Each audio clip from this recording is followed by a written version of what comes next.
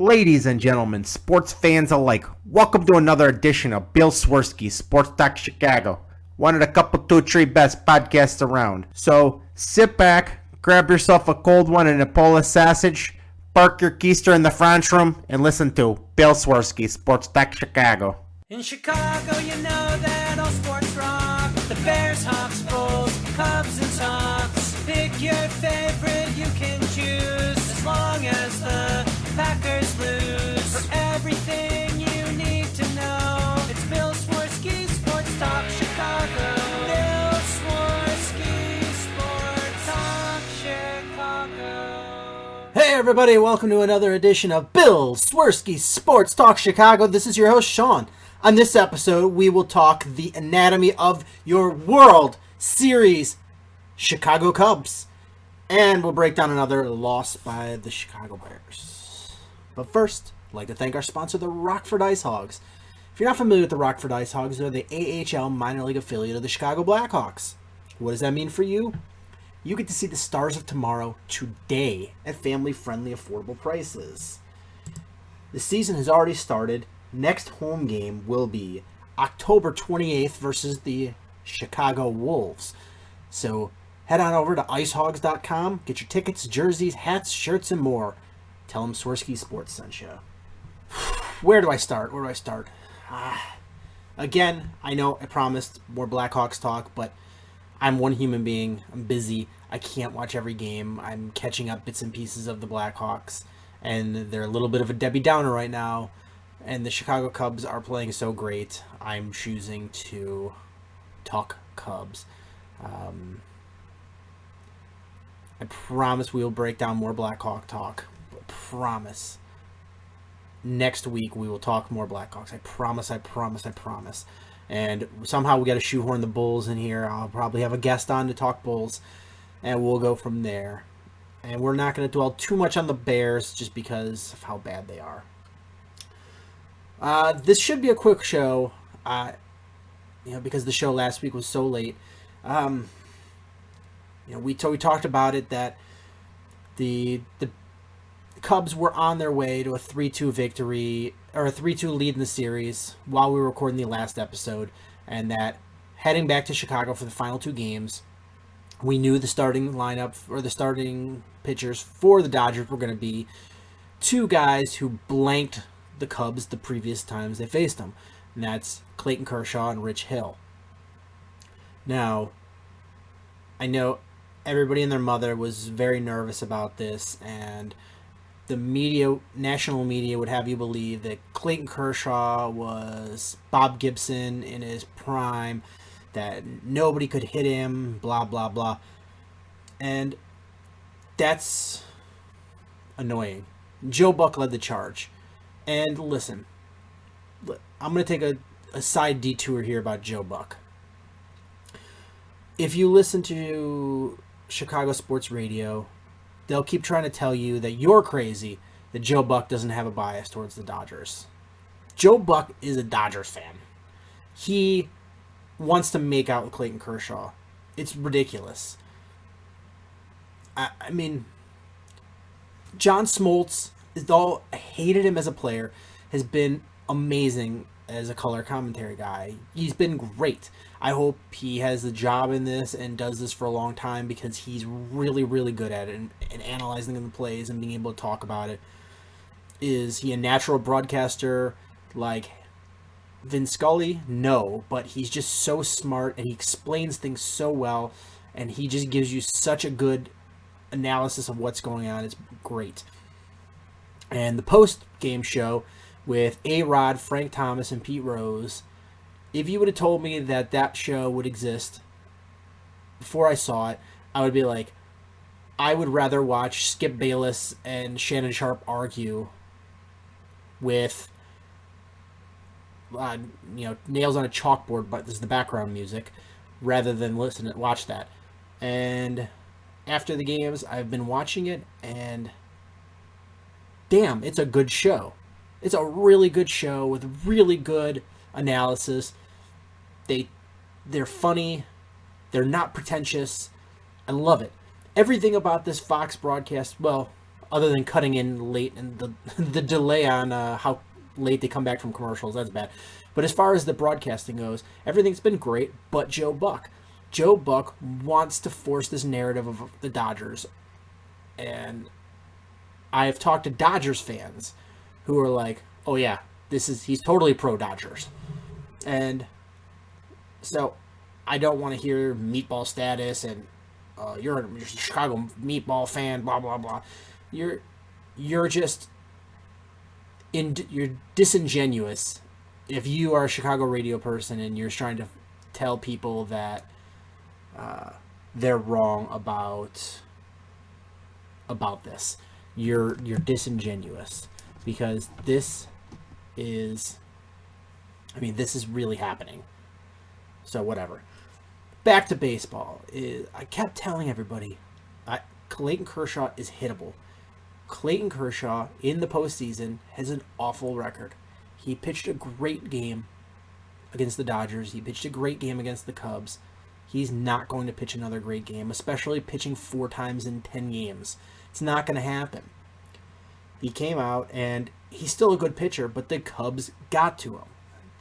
They got to him a little more than I expected him to, but they got to him, and they chased him out of the game. And if, in hindsight, you were to say that Clayton Kershaw pitched and bridged the gap to Kenley Jansen to close the game out, you would probably say, damn, the Dodgers won that game. We're going to game 7.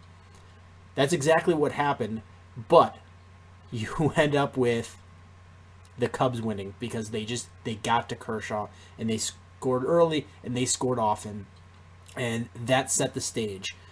All of the national people were talking about, can the Cubs hit Clayton Kershaw? Can they hit Clayton Kershaw? Can they hit Clayton Kershaw? But nobody, I was beating the drum, but nobody else was beating this drum other than me, that, I sounded a little Trumpish there, didn't I? That can the Dodgers hit Kyle Hendricks? And that ended up being the question that was answered. No. The answer is no. Cubs could hit Clayton Kershaw. The Dodgers could not hit Kyle Hendricks. Kyle Hendricks looked fabulous out there. He looked poised and stoic, and other than that first pitch of the game where it was a hard hit single, other than that, boom, he just rolled along. It was fantastic to watch, and to see the Cubs they didn't scratch out that game. They didn't eke out that game. They came in that game and they dominated. And that's what they needed to do, because they're going on now to face an Indians team that's only lost 1 game in the playoffs. They swept the Boston Red Sox, who were the favorite of everybody to go to the World Series. They won 4-1 against Toronto, who was another favorite to go to the World Series. And that team is rolling along, and now they're getting healthier, getting their rotation lined up. And you're the Cubs. You couldn't just eke out a game and limp into the playoffs. You needed to roar into the World Series, and that's what you did. Is you stomped all over Clayton Kershaw, sent the Dodgers packing, and you're going on to Cleveland with all the confidence in the world that you can hit anybody. If you can hit Clayton Kershaw, you can hit Corey Kluber. You can hit everybody from the Indians pitching staff. And the Indians pitching staff has 2 really good pitchers right now that are healthy. They got 4 good pitchers total, but they've got 2 pitchers that are healthy. The other 2 are not. And then they've got a bunch of hot garbage. But with that being said, I sort of looked at the schedule and the way it lines up, and I would be absolutely shocked if Corey Kluber doesn't start games 1, 4, and 7, if necessary, for the World Series. So if you're the Cubs, you're going to have to beat Corey Kluber. You are absolutely going to have to hit Corey Kluber, and then they're probably going to throw Matt Bauer in games 2 and 5, probably 2 and 5, 2 and 6. So you're going to have to face him twice as well. So you're going to get 3, 5, to 2 games where you're going to get the garbage players, and you're going to have to get 2 wins against good pitchers. For the Cubs, they haven't announced what they're going to do, but I would be shocked if John Lester doesn't start Game 1, because he started Game 5 for the Cubs against the Dodgers, and World Series Game 1 is Tuesday, so that'll be a 5th day. So that'll just be a normal rotation for him, is to have 4 days off, pitch on the 5th day. And I would be shocked if John Lester doesn't start. The big question is Game 2. Will the Cubs go with Kyle Hendricks? He only pitched 88 pitches yesterday and looked great. Will they pitch him on a short rest, where he'll pitch on 3 days rest? Or will they go with Jake Arrieta, who hasn't pitched in like a week or so? That's going to be the big question. What else? Sorry, jumping around here, is after the game, after they, it was a foregone conclusion that you knew the Cubs were going to win. Joe Madden, as soon as he saw them start to hit Kyle Hendricks, just went out there and lightning fashion pulled him out of the game and brought Aroldis Chapman in for a 5-out save. And it took him, Aroldis Chapman, 5 pitches to get out of that 8th inning. And once you hit that 9th inning with a 5-0 lead, there was nothing in the world. You didn't worry. No worries at all. The Cubs had this. It was just, until it was official, I couldn't celebrate. I knew it was a foregone conclusion. Until it was official, I couldn't celebrate.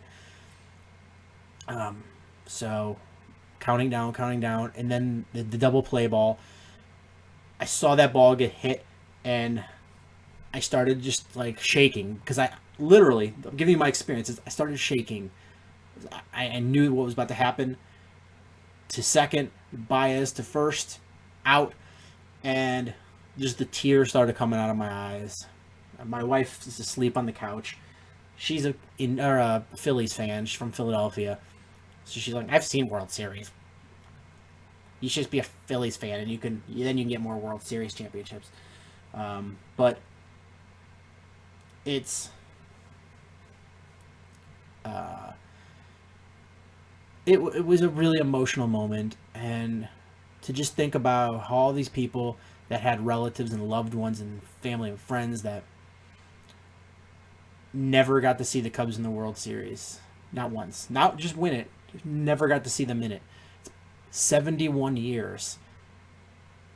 Somebody could live their whole life expectancy and have never seen the Cubs play in a World Series. And, there's nobody alive, I don't think, that has seen the Cubs' last World Series victory.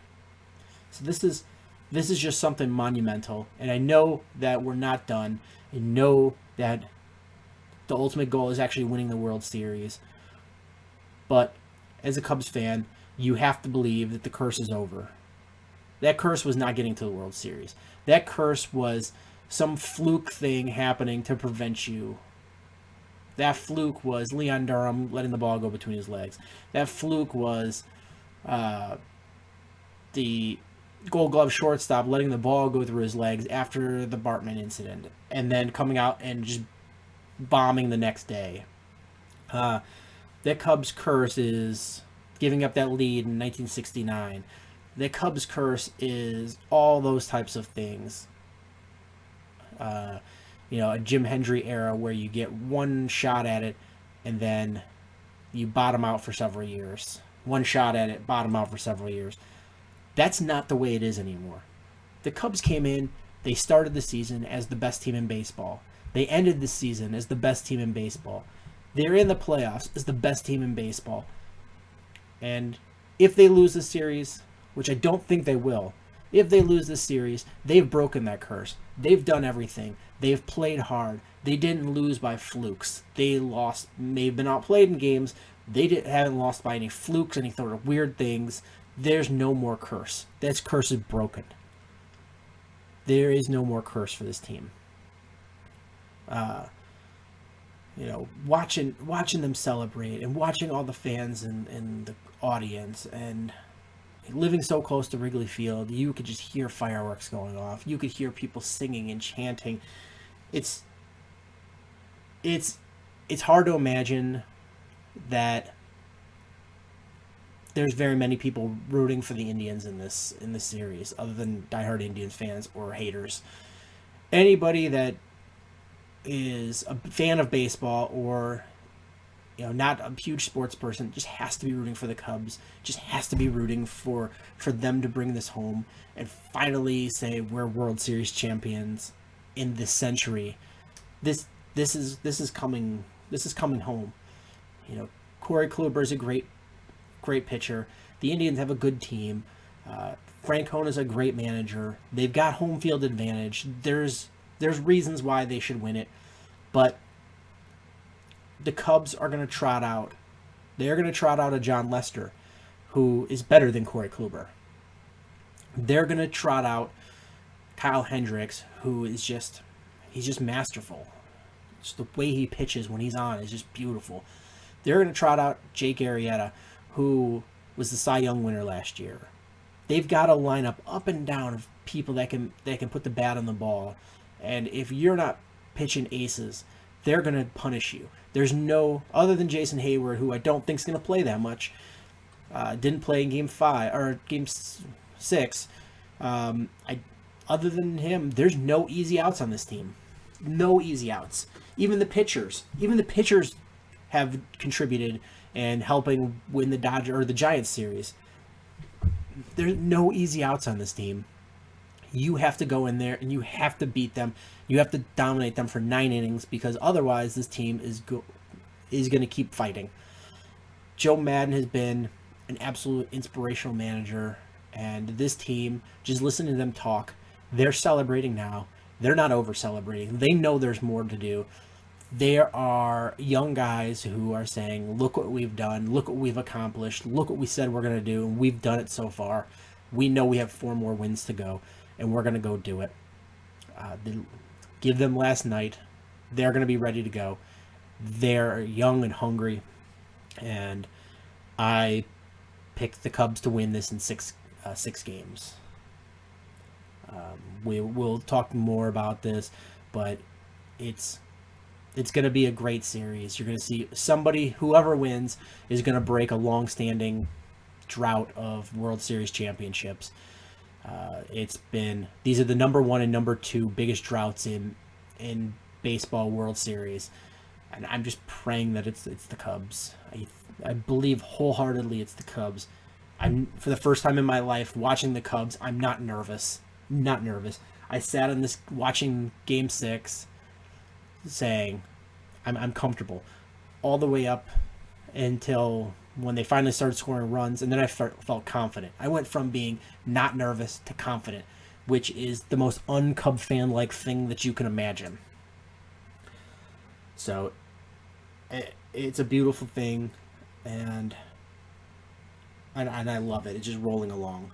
And I wanted to do a little bit of a little bit more about this Cubs team and how it was put together. So I went through the 40-man roster, and most of them are, I sort of knew where they came from, but, just as a refresher, is sort of going through the Cubs lineup and talking about where they came from, how this team was built, and where they all stand for next year.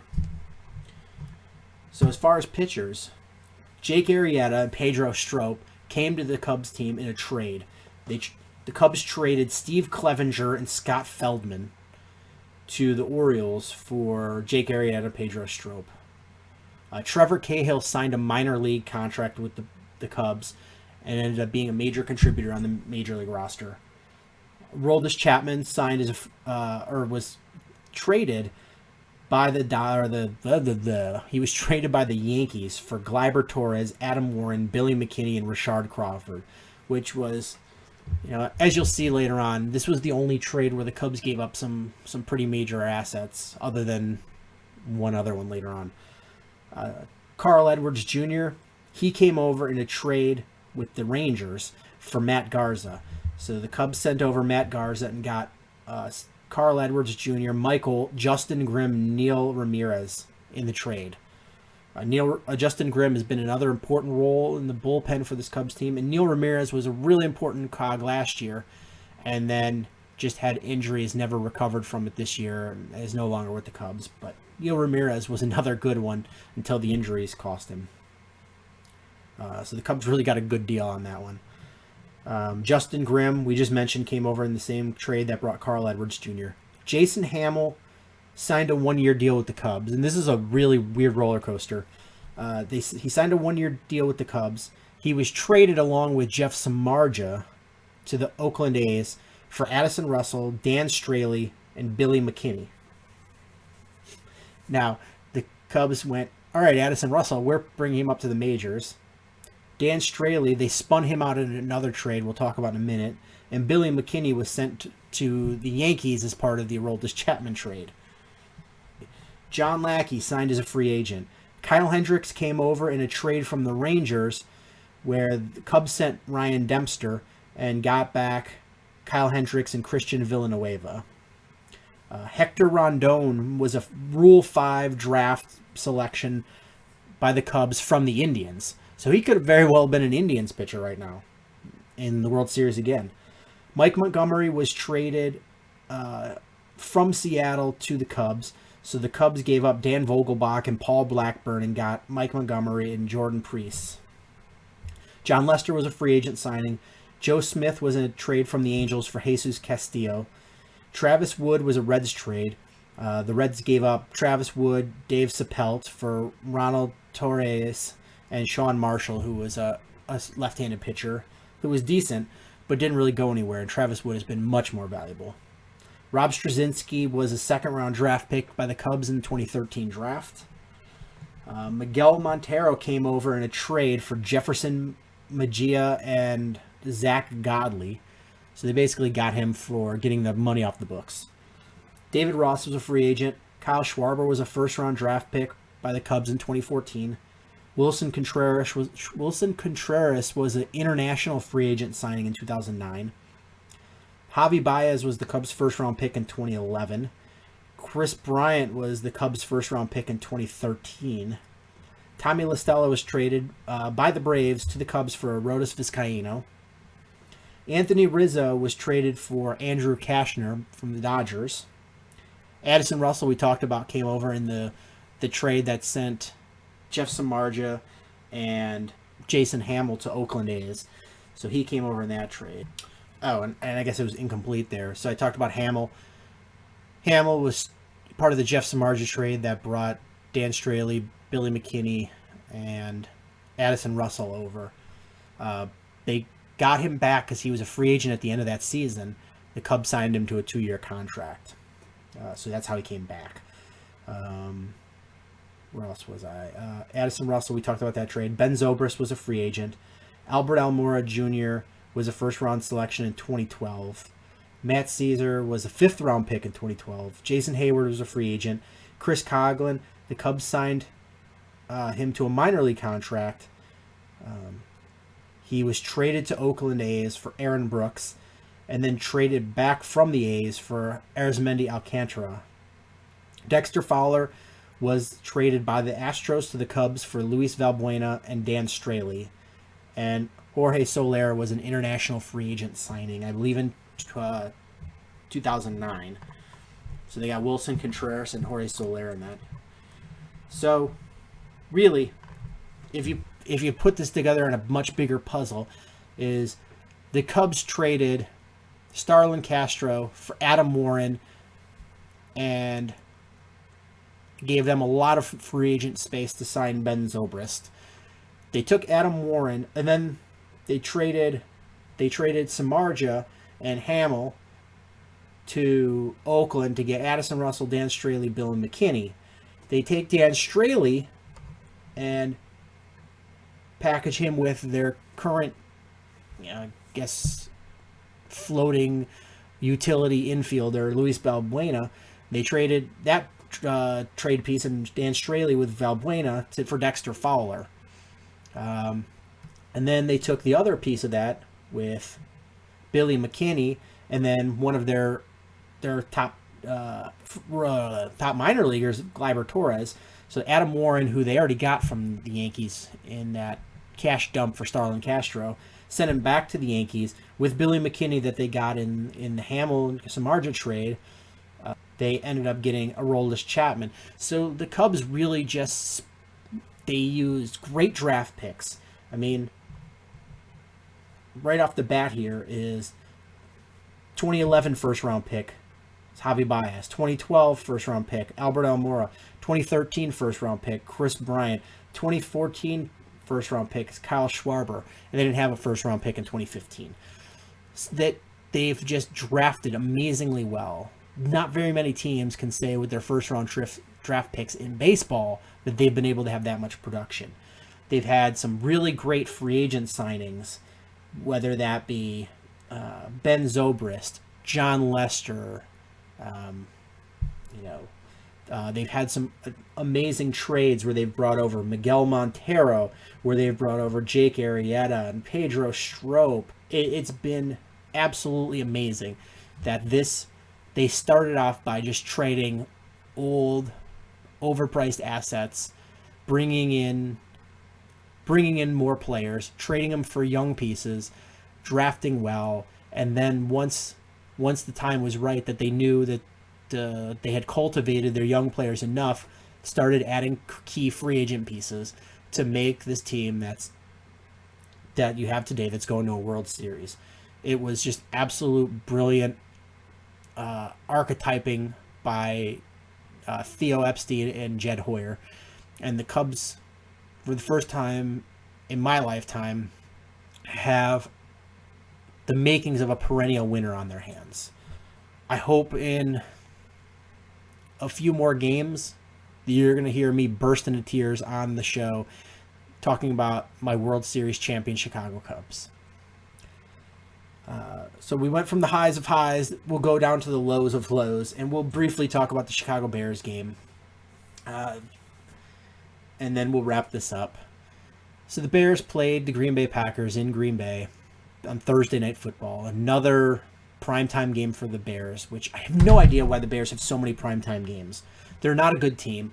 They're a disaster between Sunday night and Monday night and Thursday night, and next game is another Monday night game. It's just miserable.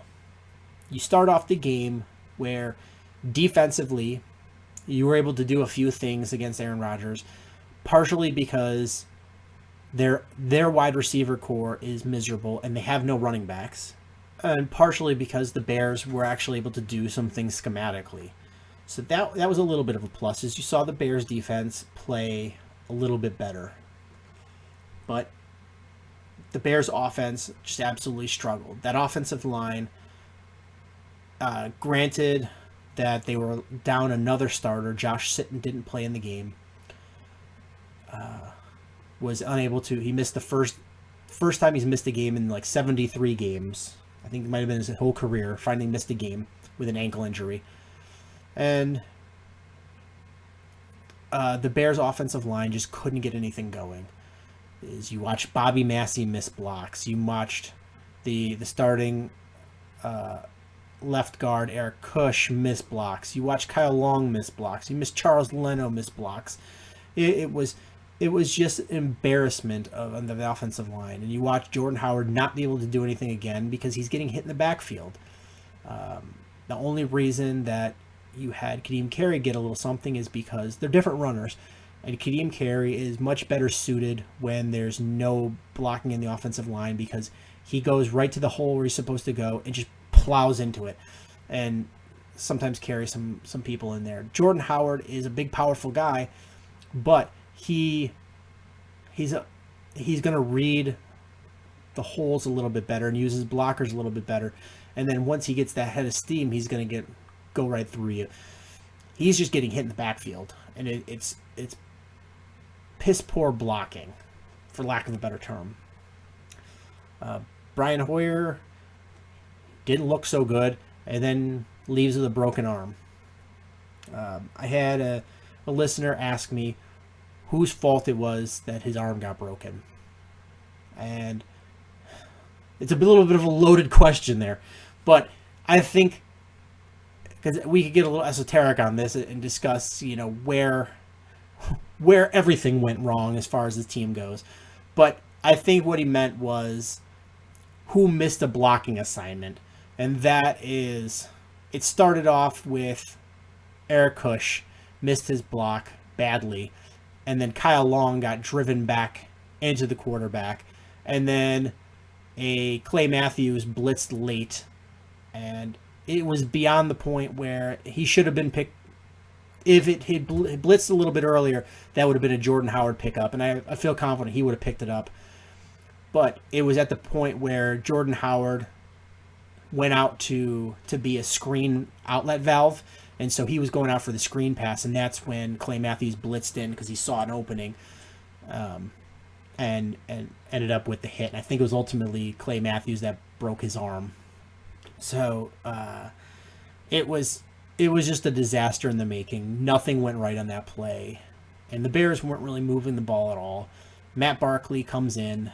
And I feel bad because that guy is trying to jumpstart his career. Unlike some of the bust quarterbacks that were good in college, he's actually working hard to try to make a comeback and prove that he's valuable in this league. And he had a stumbling block here because he'd never taken a snap from Cody Whitehair.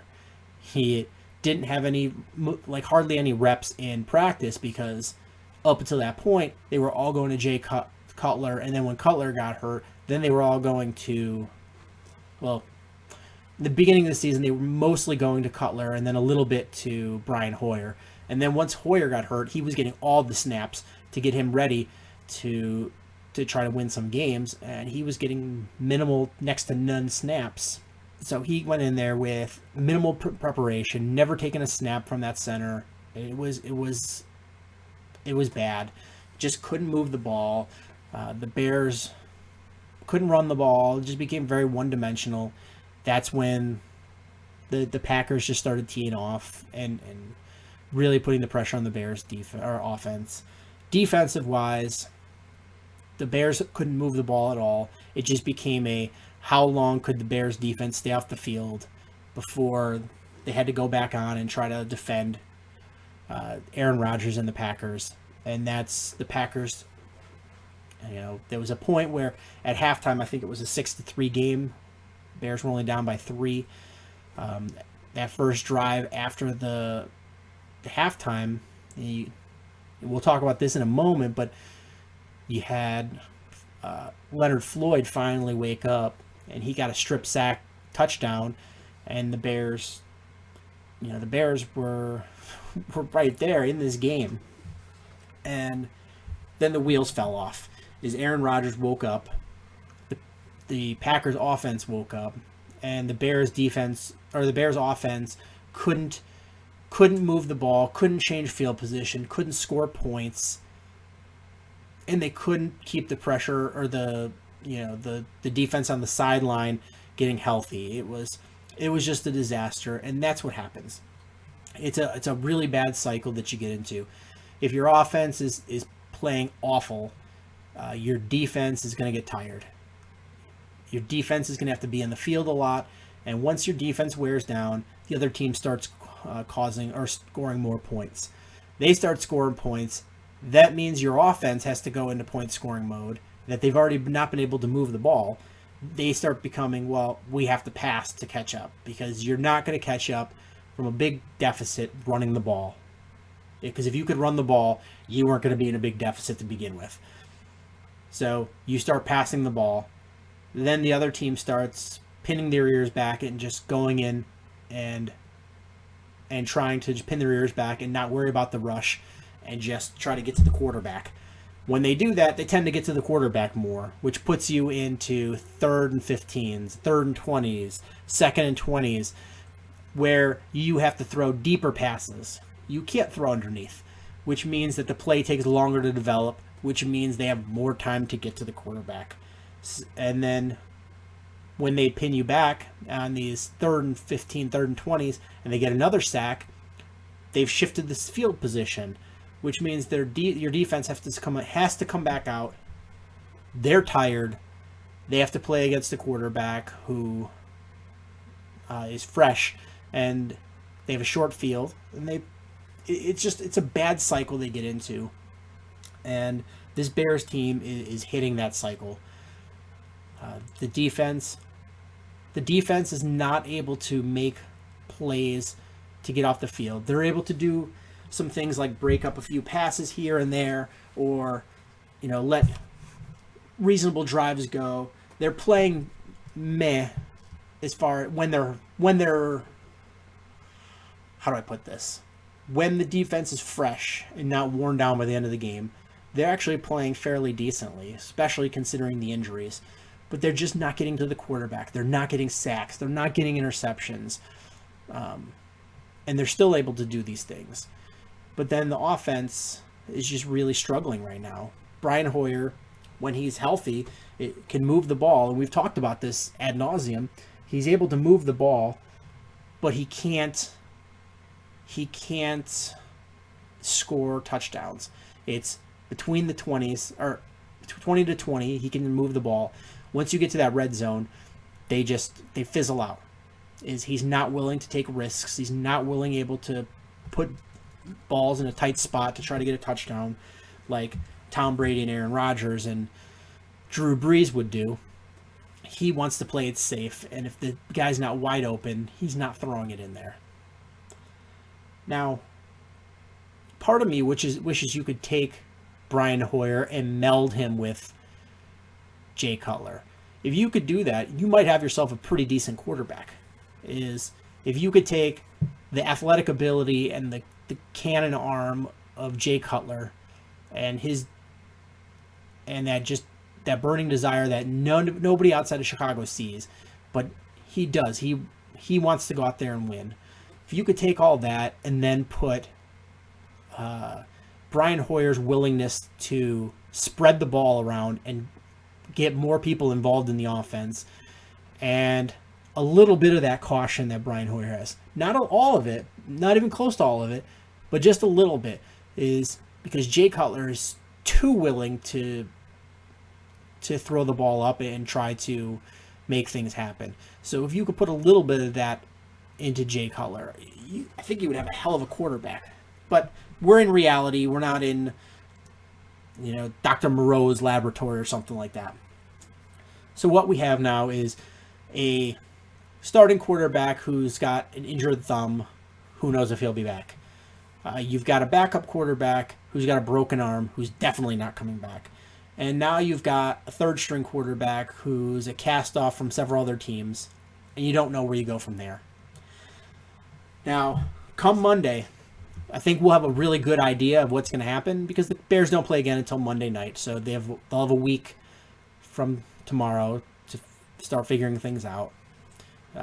I think it'll be a huge telling sign if the Bears don't go out and try to find a veteran off the street on Monday. If they do, that means Cutler's not ready to play, and Matt Barkley will be the starting quarterback on Monday. If the Bears do not sign somebody on Monday, then expect Jay Cutler to be back for that game. If not starting, at least prepared to be the backup. It's an emergency type situation. That's a really telltale sign. And I don't even know who's on the street right now. But they'll try to find somebody floating around that's been in the league, that's actually played a few snaps, to try to figure out what they want to do. So like I said, I really expect Jay Cutler to be ready in uniform next week against the Vikings. And I would be shocked if Matt Barkley is the starter. I expect, if I'm a gambling man, I'm going to gamble Jay Cutler's the starter. But if he is not the starter, I would be shocked to see him out of uniform. I think he will be back up as an emergency situation, ready to play if Barkley were to just be awful, or if Barkley got injured. In the grand scheme of things, the Bears are in a really, really sad situation. They are the second worst team in football right now, record-wise. Bears are 1-6. The Cleveland Browns are 0-7.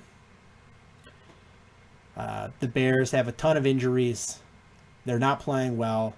They've They have exited the portion of their schedule where I thought that they had a chance to win a few games, and they're entering the portion where now they're playing the Packers, now they're playing the Vikings. Maybe they have some winnable games against the Buccaneers or the Giants or the Titans or the 49ers, but they've got 2 more games against the Vikings. They've got another game against the Packers. They've got a Redskins game who the Redskins have been playing fairly well. Despite a fairly easy schedule, the Bears just don't have a lot of opportunity. They finally got Pernell McPhee back on the field, and you didn't get a ton out of him. You actually saw Leonard Floyd's his breakout party a little bit. We'll see how that progresses over the season, but it was nice to get a little something out of him, and he got a couple of sacks and had some good pressures on Aaron Rodgers. That was nice to see. They finally decided not to drop him into coverage and actually go after the quarterback. Defensive back-wise, I still think Adrian Amos hopefully this is a sophomore year slump and not indicative of where he's going to go, because I don't think he's played anywhere near where he needs to for this to be a good defense.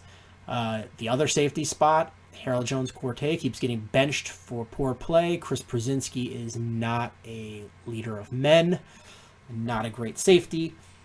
You've got some young kids out there, and the cornerbacks have played fairly decent. You've got a lot of penalties that I think were ticky-tack, and a lot of penalties where I feel that if they were bigger names in this league, they wouldn't have gotten called. But I think the cornerbacks have played surprisingly well. That safety spot needs to get better, and if you're not going to be winning games, you should at least be developing young players and allowing them opportunity to get some experience, so next year maybe they play better. Defensive line, hard to judge because you've got so much injury on that line. Your pass rushers are injured. Your defensive line is injured. You're not getting a ton of pressure on the quarterback. Hardly any pressure on the quarterback. Run-wise, you're meh. You're decent. Even though the Packers were still able to run the ball a little bit with no running backs. They were having wide receivers as running backs, and they were still getting yards. But I think that was a little product of trying to take away Aaron Rodgers, that they let that happen.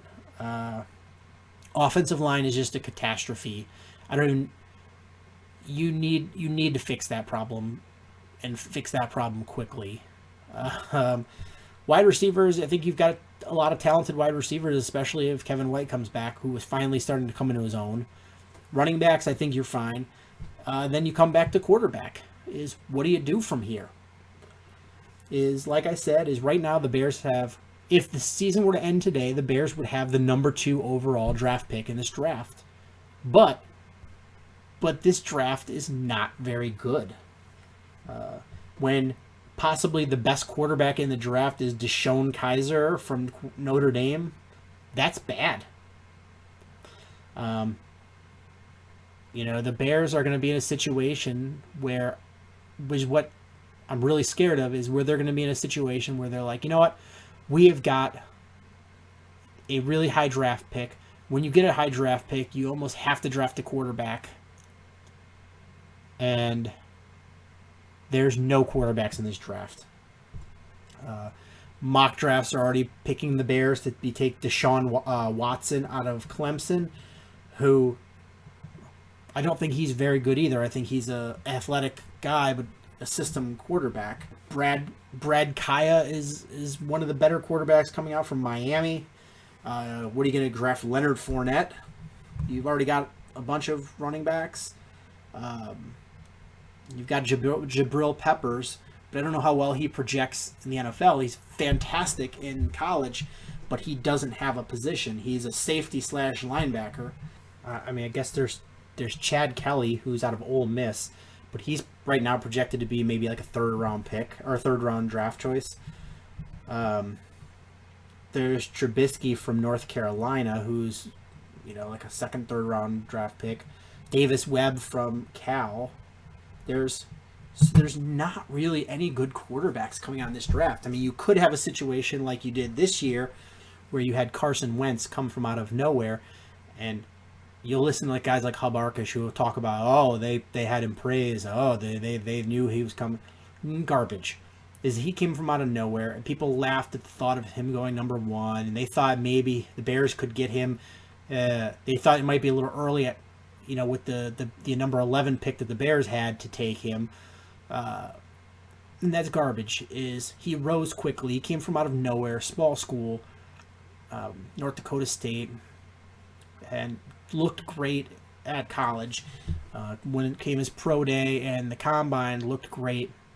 His private workouts, he looked great. And he ended up going number 2 overall and is a starting quarterback and is playing fairly well.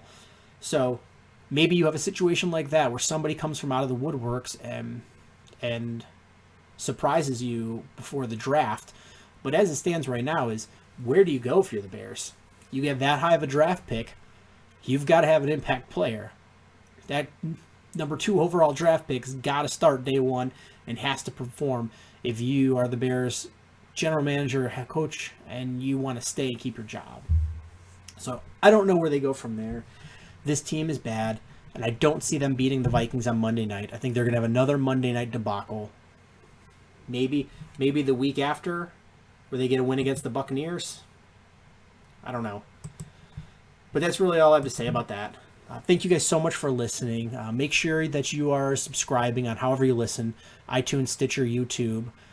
Make sure that you are sharing with your friends, checking out social media, Twitter at Swerski Sports, SwerskiSports.com, Facebook.com/Swerski Sports. Thank you guys so much for listening, and until next time, bear down.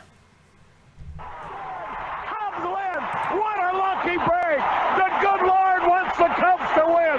We thank Ditka and God for all they have provided. Cubs win! Cubs win! Cubs win! Oh, I don't want her. You can have her. She's a Packer fan. She can't fit in my van. And she looks like number New Yorkers. Smoking crack is not legal on the plains. Bears 31 to -7. The Bears! Oh, when the Bears go bearing down